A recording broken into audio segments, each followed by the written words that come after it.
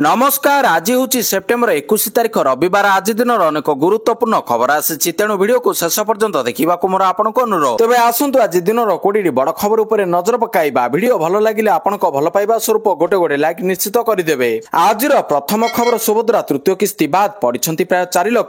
सुभद्रार तृतीय किस्ती बाद पड़ती 3,99,352 जन हिताधिकारी। विधानसभा विधायक गणेश्वर बेहेरा प्रश्न में प्रभाती परिणा उत्तर। द्वितीय किस्ती 1,83,785 जन बाद पड़ती। सुभद्रार प्रथम किस्ती 1,02,80,092 जन पाई। सुभद्रा द्वितीय किस्ती 1,96,307 जन पाई। तृतीय किस्ती पाई 96,96,955 जन। मोट 1,09,87,894 जन आवेदन करथिले। परवर्ती खबर त्रिशूलिया निर्माण हब द्वितीय ब्रिज। ट्विन सिटी भिड़ नियंत्रण पर राज्य सरकार बड़ निष्पत्ति। त्रिशूलिया निर्माण हब द्वितीय ब्रिज प्रकल्प 297 कोटी टंका व्ययबराद होइतिबा बेले टेंडर प्रक्रिया जारी रही। 36 मास मध्य निर्माण कार्य शेष करने लक्ष्य धार्य करा जायछि। विधानसभा कांग्रेस विधायिका सोफिया फिरदौस प्रश्न में पूर्त मंत्री पृथ्वीराज हरिचंदन लिखित उत्तर देइछंती। कटक भुवनेश्वर दिनकु दिन ट्राफिक समस्या बढ़ुथिबारु आउ एक ब्रिज पई दाबी होइतिला। तेबे त्रिशूलिया आउ एक ब्रिज ट्विन सिटीर ट्राफिक समस्या को दूर कर। परवर्ती खबर प्रति जिला को व्यापी पुष्टिहीनता। पुष्टिहीनतार भयंकर चित्र प्रति जिला को व्यापुची पुष्टिहीनता। 6 मासरू 5 वर्ष मध्य 30 जिले में 9,877 जन शिशु पुष्टिहीनतार शिकार होइछंती। मयूरभंज जिले में सर्वाधिक 1,075 जन पुष्टिहीन शिशु अछंती। गृह उत्तर रखिछंती उपमुख्यमंत्री प्रभाती परिडा। परवर्ती खबर बंद थिबा मद दुकान खोलिबे सरकार। राज्य में बंद थिबा मद दुकान खोलिबाकू जाउछंती सरकार। 70 गोटी बंद थिबा मद दुकान खोलिबा पई विभाग तरफरु दिया जायछि अनुमति। 4टी नुआ टीपी खोला मद दुकान और 3टी मद कारखाना खोलिबा पई विभाग पाखरे अछि प्रस्ताव। विधायक अखिल चंद्र नायकक प्रश्न में अबकारी मंत्री पृथ्वीराज हरिचंदन उत्तर देइछंती। बालेश्वर सर्वाधिक 17टी मद दुकान खोला जिवो। परवर्ती खबर आसंता 23 तारिख दिन विधानसभा घेराव करिबो बीजेडी। आसंता 23 तारिख रे विधानसभा घेराव करिबा पई जाउछि बीजेडी। एथिरे सरपंच वार्ड मेंबर समिति सभ्य जिला परिषद सदस्य ब्लॉक अध्यक्ष जिला परिषद अध्यक्ष ग्रामर मुखिया तथा अन्य जनप्रतिनिधि सामिल हेबे। पंचायती व्यवस्था जनप्रतिनिधि क्षमता को संकुचित अभियोग होइछि। सांबादिक सम्मेलन में घोषणा करिछि बीजेडी। सांबादिक सम्मेलन में बीजेडी वरिष्ठ उपसभापति देवी प्रसाद मिश्र, विधायक अरुण साहू और विरोधी दलर मुख्य सचेतक प्रमिला मल्लिक उपस्थित रही बीजेपी को टार्गेट करछंती। परवर्ती खबर राज्य में विपुल गंजेई जबत। राज्य में 2021-22 और 2024-25 मध्य जबत होइछि बहु परिमाणर गंजेई। 2021-22 रे 574 मामला आसीतिबा बेले 32,276.85 किलोग्राम गंजेई जबत होइछि। एथिरे 682 गिरफ होइछंती। 2022 रु 23 रे 1,506 मामला आसीतिबा बेले 42,866.82 किलोग्राम गंजेई जबत होइछि। एथिरे 1,819 जन गिरफ होइछंती। 2023 रु 24 रे 1,184 मामला आसीतिबा बेले 34,640.15 किलोग्राम गंजेई जबत होइछि। एथिरे मोट 1,494 जन गिरफ होइछंती। 2024 रु 25 रे 1,061 मामला आसीतिबा बेले 34,679 किलोग्राम गंजेई जबत होइछि। एथिरे मध्ये 1,464 जन गिरफ होइछंती। परवर्ती खबर निर्माण हब नुआ लोकसभा भवन। निर्माण हेबाकू जाउछि नुआ लोकसभा भवन। पूर्त मंत्री सूचना। मास्टर प्लान पई सेतु निर्माण निगम को दायित्व दिया जायछि। मास्टर प्लान अनुमोदन हेबा परे हेबो व्यय अटकल। वर्तमान लोकसभा भवन 68 वर्ष पुराना। पार्किंग समस्या रहुछि तेणु नुआ लोकसभा भवन निर्माण हेबो। परवर्ती खबर ब्रह्मपुर रंगेलुंडा आसिबे प्रधानमंत्री। प्रधानमंत्री नरेंद्र मोदी आसंता 27 तारिख रे ओडिशा गस्तरे आसुछंती। प्रधानमंत्री ओडिशा आसी ब्रह्मपुर रंगेलुंडा ठारे हेबाकू थिबा सेवा पर्व कार्यक्रम रे जोग देबे। प्रधानमंत्री गस्त को दृष्टि रखी मुख्यमंत्री मोहन चरण माझी अध्यक्षतार शुक्रवार लोकसभा भवन ठारे एक प्रस्तुति बैठक अनुष्ठित हो जायछि। बैठक जना पड़िछि जे प्रधानमंत्री उक्त दिन पूर्वाह्न 11 ब्रह्मपुर ठारे जातीय स्तरीय सेवा पर्व कार्यक्रम रे जोग दे विभिन्न जनहितकर प्रकल्पर उद्घाटन करबा सह अनेक नूतन कार्यक्रम देशवासी उत्सर्ग करिवे। परवर्ती खबर प्रत्येक जिले में सुभद्रा शक्ति बजार। भुवनेश्वर निर्माण हेब सुभद्रा शक्ति बजार। प्रत्येक जिले में सुभद्रा शक्ति बजार मध्य प्रतिष्ठा हेब। विधानसभा लिखित उत्तर रखिले उपमुख्यमंत्री प्रभाती परिडा। स्वयं सहायक गोष्ठी द्वारा प्रस्तुत उत्पाद गुड़िक बजारीकरण हेब। राज्य सरकार वर्तमान सुधा 16,36,000 लक्षपति दीदी सृष्टि करछंती। लक्षपति दीदी योजना केवल ग्रामांचल में सीमित रही। एणु राउरकेला रे कौनसी लक्षपति दीदी चिन्हट होई नाहंती। परवर्ती खबर विधायकों नारे रही 156टी मामला। ଗୃହରେ ଆଇନ ମନ୍ତ୍ରୀ ପୃଥ୍ୱୀରାଜ ହରିଚନ୍ଦନଙ୍କ ଉତ୍ତର, ଏହି ସବୁ ମାମଲା ଅପରାଧିକ ଶ୍ରେଣୀର ବିଚାରାଧୀନ ଅଛି। ଗତ ବର୍ଷ ଭିତରେ କୌଣସି ବିଧାୟକ ଦୋଷୀ ସାବ୍ୟସ୍ତ ହୋଇନାହାନ୍ତି। ପରବର୍ତ୍ତୀ ଖବର, ମିଜୋରାମ, ମଣିପୁର, ବିହାର, ପଶ୍ଚିମବଙ୍ଗ ଭଳି ରାଜ୍ୟ ପରେ ପ୍ରଧାନମନ୍ତ୍ରୀ ନରେନ୍ଦ୍ର ମୋଦି ତାଙ୍କର ରାଜ୍ୟ ଗୁଜରାଟରେ ପହଞ୍ଚିଥିଲେ। ଏଠାରେ ସେ ସମୃଦ୍ଧି କାର୍ଯ୍ୟକ୍ରମରେ ଅଂଶଗ୍ରହଣ କରିଛନ୍ତି। ଏହି କାର୍ଯ୍ୟକ୍ରମରେ ଯୋଗଦେଇ ପ୍ରଧାନମନ୍ତ୍ରୀ 34,200 କୋଟି ଟଙ୍କାରୁ ଅଧିକ ମୂଲ୍ୟର ବିଭିନ୍ନ ବିକାଶମୂଳକ ପ୍ରକଳ୍ପର ଉଦ୍ଘାଟନ ଏବଂ ଭିତ୍ତିପ୍ରସ୍ତର ସ୍ଥାପନ କରିଛନ୍ତି, ଯାହାର ମୁଖ୍ୟ ଲକ୍ଷ୍ୟ ଗୁଜରାଟର ଭିତ୍ତିଭୂମି ଏବଂ ସାମୁଦ୍ରିକ କ୍ଷେତ୍ରକୁ ବୃଦ୍ଧି କରିବା। ବିକାଶମୂଳକ ପ୍ରକଳ୍ପର ଉଦ୍ଘାଟନ ପରେ ପ୍ରଧାନମନ୍ତ୍ରୀ ଉପସ୍ଥିତ ଲୋକଙ୍କୁ ସଭାକୁ ଆସିଥିବାରୁ ଧନ୍ୟବାଦ ଜଣାଇଥିଲେ। ଏହାପରେ ଆତ୍ମନିର୍ଭର ହେବା ଭବିଷ୍ୟତ ପାଇଁ କେତେ ଗୁରୁତ୍ୱପୂର୍ଣ୍ଣ ତାହା ଜଣାଇଥିଲେ। ସଭାକୁ ସମ୍ବୋଧିତ କରି ପ୍ରଧାନମନ୍ତ୍ରୀ କହିଛନ୍ତି, ଆଜି ଆମର ଭାଗନଗର ମନକୁ ଖୁସି କରିଦେଲା। ପରବର୍ତ୍ତୀ ଖବର, ମୁଖ୍ୟମନ୍ତ୍ରୀ ଚେହେରା ଘୋଷଣା ନ କରିବା ଯାଏ ନିର୍ବାଚନ ଲଢିବେ ନାହିଁ ତେଜସ୍ୱୀ ଯାଦବ। ଚଳିତ ବର୍ଷ ବିହାରରେ ବିଧାନସଭା ନିର୍ବାଚନ ହେବାକୁ ଯାଉଛି। ନିର୍ବାଚନ ପାଇଁ ଏନଡିଏ ପୁଣି ଥରେ ନୀତିଶ କୁମାରଙ୍କୁ ମୁଖ୍ୟମନ୍ତ୍ରୀ ଭାବରେ ପ୍ରାର୍ଥୀ କରିବା ପାଇଁ ଘୋଷଣା କରିଛି। ହେଲେ ସବୁଠାରୁ ବଡ଼ ବିରୋଧୀ ମେଣ୍ଟ ଏପର୍ଯ୍ୟନ୍ତ ତାଙ୍କର ମୁଖ୍ୟମନ୍ତ୍ରୀ ଚେହେରା କିଏ ହେବ ତାହା ଘୋଷଣା କରିନାହିଁ। ତାହା ଗଠବନ୍ଧନର ସବୁଠାରୁ ବଡ଼ ଦଳ ଆରଜେଡି ତେଜସ୍ୱୀ ଯାଦବଙ୍କୁ ମୁଖ୍ୟମନ୍ତ୍ରୀ ଚେହେରା କରିବ ବୋଲି ଇସାରା ଦେଉଥିବା ବେଳେ କଂଗ୍ରେସ ନିର୍ବାଚନ ପରେ ମୁଖ୍ୟମନ୍ତ୍ରୀ ଚେହେରା ନେଇ ନିଷ୍ପତ୍ତି ନେବା ବିଷୟରେ ସାର୍ବଜନୀନ ଭାବରେ କହୁଛି। ଅନ୍ୟପଟେ ମୁଖ୍ୟମନ୍ତ୍ରୀ ଚେହେରା ଘୋଷଣା ନ କରି ଆମେ ନିର୍ବାଚନ ଲଢିବୁ ନାହିଁ ବୋଲି କହିଛନ୍ତି ତେଜସ୍ୱୀ। ପରବର୍ତ୍ତୀ ଖବର, ମହଙ୍ଗା ହେଲା H-1B ଭିସା। ପୁଣି ଥରେ ମହଙ୍ଗା ହେଲା ଭିସା। ଟାରିଫ ଯୁଦ୍ଧ ମଧ୍ୟରେ ଏବେ ଆମେରିକା ରାଷ୍ଟ୍ରପତି ଡୋନାଲ୍ଡ ଟ୍ରମ୍ପ ଆଉ ଏକ ବଡ଼ ନିଷ୍ପତ୍ତି ନେଇଛନ୍ତି। ଏବେ H-1B ଭିସା ନିୟମ ପରିବର୍ତ୍ତନ କରାଯାଇଛି। ନୂଆ ନିୟମ ଅନୁଯାୟୀ ଏବେ କିଛି H-1B ଭିସାଧାରୀ ଆଉ ଅଣପ୍ରବାସୀ ଶ୍ରମିକ ଭାବରେ ସିଧାସଳଖ ଆମେରିକାରେ ପ୍ରବେଶ କରିପାରିବେ ନାହିଁ। ଏଥିପାଇଁ ସେମାନଙ୍କୁ ନୂତନ ଆବେଦନ ସହିତ $1,00,000 କିମ୍ବା ଭାରତୀୟ ମୁଦ୍ରାରେ 88 ଲକ୍ଷ ଟଙ୍କାରୁ ଅଧିକ ଫି ଦେବାକୁ ପଡ଼ିବ। 88 ଲକ୍ଷ ଟଙ୍କାର ନୂତନ ଫି କମ୍ପାନୀଗୁଡ଼ିକ ପାଇଁ ଖର୍ଚ୍ଚକୁ ଯଥେଷ୍ଟ ବୃଦ୍ଧି କରିପାରେ। ଏହି ନିଷ୍ପତ୍ତି ବଡ଼ ଟେକ୍ନୋନିକାଲ କମ୍ପାନୀଗୁଡ଼ିକ ପାଇଁ ସମସ୍ୟା ସୃଷ୍ଟି କରିବ ନାହିଁ, କାରଣ ସେମାନେ ଶୀର୍ଷ ବୃଦ୍ଧାରୀମାନଙ୍କ ଉପରେ ଅଧିକ ଖର୍ଚ୍ଚ କରିବା ଜାରି ରଖିଛନ୍ତି। ଏହି ନିୟମ ଦ୍ୱାରା ଛୋଟ ଟେକ୍ନିକାଲ ଫାର୍ମ ଏବଂ ଷ୍ଟାର୍ଟଅପ୍ ଉପରେ ଚାପ ପଡ଼ିବ ବୋଲି କୁହାଯାଉଛି। ପରବର୍ତ୍ତୀ ଖବର, ସାର ପ୍ରସଙ୍ଗରେ ବିରୋଧୀଙ୍କ ହଟ୍ଟଗୋଳ। ସୋମବାର ଯାଏଁ ଗୃହ ମୁଲତବୀ। ତୃତୀୟ ଦିନରେ ମଧ୍ୟ ଗୃହ ଆରମ୍ଭରୁ ଚାଲିପାରି ନାହିଁ। ସୋମବାର ପର୍ଯ୍ୟନ୍ତ ଗୃହକୁ ମୁଲତବୀ ରଖିଲେ ବାଚସ୍ପତି ସୁରମା ପାଢ଼ୀ। ସାର ପ୍ରସଙ୍ଗରେ ବିଜେଡି ବିଧାୟକ ଗୃହ ମଧ୍ୟଭାଗକୁ ଆସି ହଟ୍ଟଗୋଳ କରିଥିଲେ, ଯାହା ଫଳରେ ଗୃହକୁ ମୁଲତବୀ ରଖିଛନ୍ତି ବାଚସ୍ପତି। ଗୃହ ଆରମ୍ଭରୁ ଜର୍ଜ ତର୍କିଙ୍କ ପରଲୋକ ଉପରେ ଶୋକ ପ୍ରସ୍ତାବ ଆଗତ କରିଛନ୍ତି ମୁଖ୍ୟମନ୍ତ୍ରୀ ମୋହନ ମାଝୀ। ଶୋକ ପ୍ରସ୍ତାବକୁ ସମର୍ଥନ କରିଛନ୍ତି ବିରୋଧୀ ଦଳର ଉପନେତା କଂଗ୍ରେସ ବିଧାୟକ ଦଳ ନେତା। ଏହାପରେ ପୁଣି ଆରମ୍ଭ ହୋଇଥିଲା ହଟ୍ଟଗୋଳ।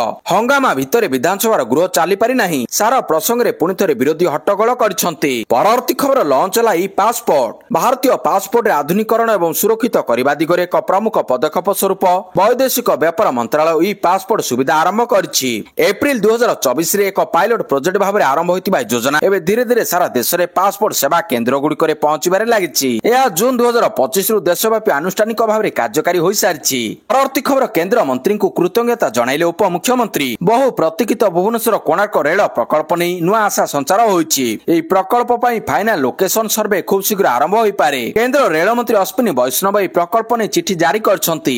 ରେଳମନ୍ତ୍ରୀଙ୍କ ଚିଠି ନେଇ ଉପମୁଖ୍ୟମନ୍ତ୍ରୀ ପ୍ରଭାତୀ ପରିଡ଼ା ସାମାଜିକ ଗଣମାଧ୍ୟମ ଜରିଆରେ ସୂଚନା ଦେଇଛନ୍ତି। ଶ୍ରୀମତୀ ପରିଡ଼ା କହିଛନ୍ତି, ପୁରୀ ଜିଲ୍ଲା ନିମପଡ଼ା ଓ ଗୋପଦେଇ ଭୁବନେଶ୍ୱର କୋଣାର୍କ ନୂତନ ରେଳ ଲାଇନ ପାଇଁ ଶ୍ରୀମତୀ ପରିଡ଼ା କହିଛନ୍ତି, ପୁରୀ ଜିଲ୍ଲା ନିମପଡ଼ା ଓ ଗୋପଦେଇ ଭୁବନେଶ୍ୱର କୋଣାର୍କ ନୂତନ ରେଳ ଲାଇନ ପାଇଁ ଫାଇନାଲ ଲୋକେସନ ସର୍ଭେ ପାଇଁ ଅନୁମୋଦନ କରିଥିବାରୁ ମାନ୍ୟବର କେନ୍ଦ୍ର ରେଳମନ୍ତ୍ରୀ ଅଶ୍ୱିନୀ ବୈଷ୍ଣବଜୀଙ୍କୁ କୃତଜ୍ଞତା ଜଣାଉଛି। ପରବର୍ତ୍ତୀ ଖବର, କୋଣାର୍କ ଭୁବନେଶ୍ୱର ନୂଆ ରେଳପଥ ପାଇଁ ନିମାପଡ଼ା ଓ ଗୋପରେ ହେବ ଲୋକେସନ ସର୍ଭେ। ବହୁ ପ୍ରତୀକ୍ଷିତ କୋଣାର୍କ ଭୁବନେଶ୍ୱର ରେଳପଥକୁ ନିକଟରେ ରେଳ ମନ୍ତ୍ରାଳୟ ପକ୍ଷରୁ ମଞ୍ଜୁର ମିଳିଛି। ନିମାପଡ଼ା ଓ ଗୋପଦେଇ ଭୁବନେଶ୍ୱର ନୂତନ ରେଳ ଲାଇନ କୋଣାର୍କ ଯିବ। ଫାଇନାଲ ଲୋକେସନ ସର୍ଭେ ପାଇଁ ଅନୁମୋଦନ ମିଳିଛି ବୋଲି ଉପମୁଖ୍ୟମନ୍ତ୍ରୀ ପ୍ରଭାତୀ ପରିଡ଼ା କହିଛନ୍ତି। ଏହି ଉପଲବ୍ଧି ପାଇଁ ଉପମୁଖ୍ୟମନ୍ତ୍ରୀ ପ୍ରଭାତୀ ପରିଡ଼ା ଚିଠି ମାଧ୍ୟମରେ କେନ୍ଦ୍ର ରେଳମନ୍ତ୍ରୀ ଅଶ୍ୱିନୀ ବୈଷ୍ଣବଙ୍କୁ ଧନ୍ୟବାଦ ଜ୍ଞାପନ କରିବା ସହିତ ଏହି ରେଳ ପଥକୁ ନିମାପଡ଼ା ଓ ଗୋପ ଦ୍ୱାରା ସଂଯୁକ୍ତ କରିବା ପାଇଁ ଅନୁରୋଧ କରିଥିଲେ। ଏହାଦ୍ୱାରା ନିମାପଡ଼ା ଓ ଗୋପ ଅଞ୍ଚଳର ପର୍ଯ୍ୟଟନ ସ୍ଥଳୀର ବିକାଶ ହେବା ସହିତ ଆଞ୍ଚଳିକ ପରିବହନ ଯୋଗାଯୋଗ ମଧ୍ୟ ସୁଗମ ହୋଇପାରିବ। ଉପମୁଖ୍ୟମନ୍ତ୍ରୀ ଶ୍ରୀମତୀ ପରିଡ଼ା ଚିଠିରେ ଉଲ୍ଲେଖ କରିଛନ୍ତି। ପରବର୍ତ୍ତୀ ଖବର, ୟୁରୋପରେ ବିମାନ ସେବା ବାଧାପ୍ରାପ୍ତ।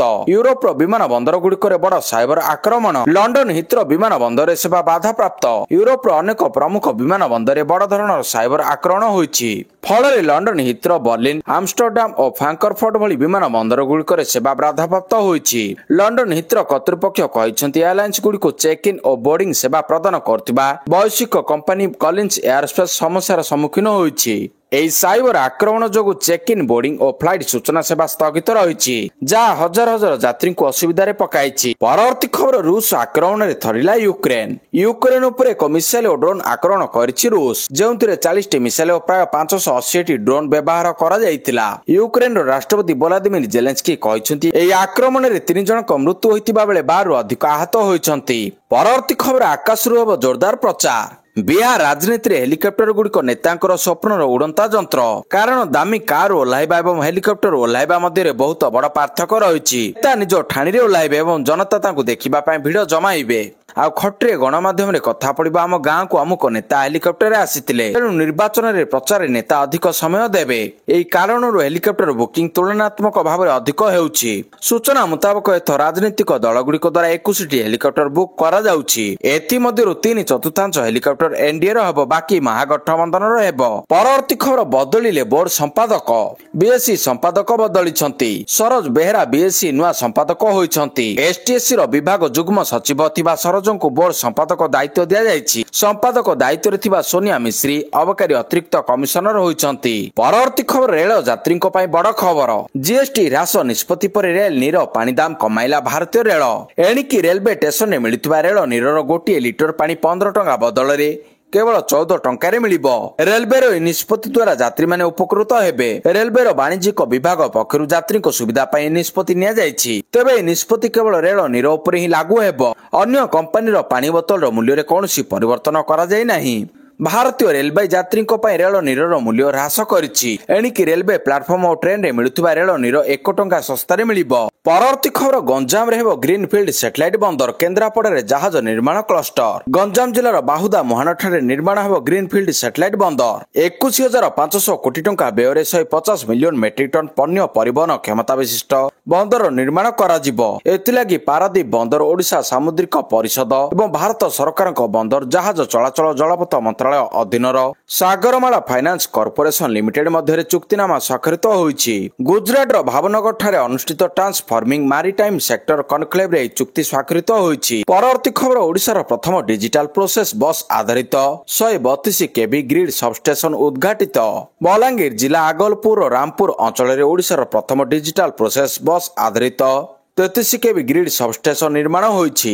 ଉପମୁଖ୍ୟମନ୍ତ୍ରୀ ତଥା ଶକ୍ତିମନ୍ତ୍ରୀ କନକବର୍ଦ୍ଧନ ସିଂହଦେଓ ଏହି ବସ୍ ଷ୍ଟେସନକୁ ଉଦ୍ଘାଟନ କରିଛନ୍ତି।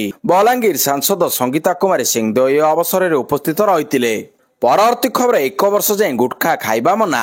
ନାୟବ ସିଂ ସୈନି ସରକାରଙ୍କ ବଡ ନିଷ୍ପତ୍ତି। ହରିୟାଣାରେ ଗୁଟଖା ଓ ପାନ ମସଲା ଉପରେ 1 ବର୍ଷ ଲାଗି ଲାଗିଲା ପ୍ରତିବନ୍ଧକ।